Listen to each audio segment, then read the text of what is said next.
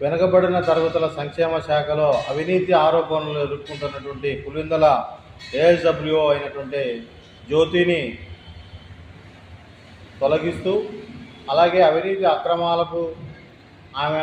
చేసినటువంటి కార్యక్రమాలన్నింటికీ సపోర్టుగా ఉన్నటువంటి అంజలీదేవిని రిపోర్ట్ చేస్తా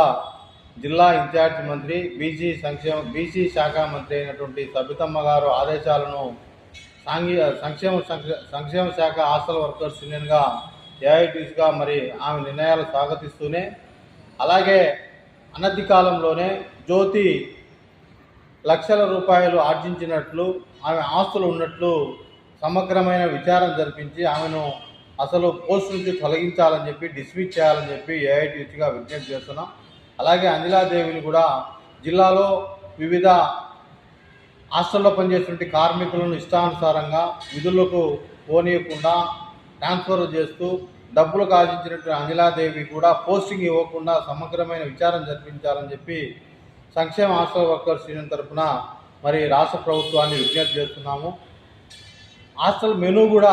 ఆ వార్డెన్స్ కూడా చుట్టుచూపుగా పోతున్నా కార్మికులపైన ఒత్తిడి భారాన్ని పెంచుతుంటే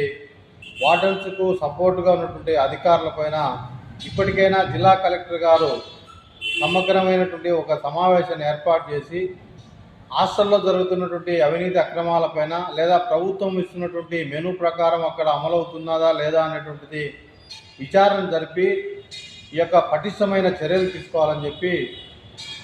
ప్రభుత్వ సంక్షేమ హాస్టల్ వర్కర్స్ యూనియన్ తరఫున మరి విజ్ఞప్తి చేస్తున్నాము. ఎందుకంటే ప్రభుత్వం ఇచ్చేటువంటి మెనూ ప్రకారం విద్యార్థులకు రాత్రిపూట ఉదయాన్నే వాళ్ళకు అల్పాహారంలో కానీ రాత్రిపూట చేసేటువంటి మెనూ ప్రకారం, ఎందుకంటే విద్యార్థుల సంఖ్య అనుగుణంగా ఇవ్వకుండా వార్డెన్స్ అవినీతి అక్రమాలకు పాల్పడుతున్నారని చెప్పి అనేక దఫాలుగా అధికారికి విన్నవించినా ఫలితం లేకుండా పోతుంది. ఇప్పటికైనా కలెక్టర్ గారు దీనిపైన దృష్టి సారించాలని చెప్పి విజ్ఞప్తి చేస్తున్నాం.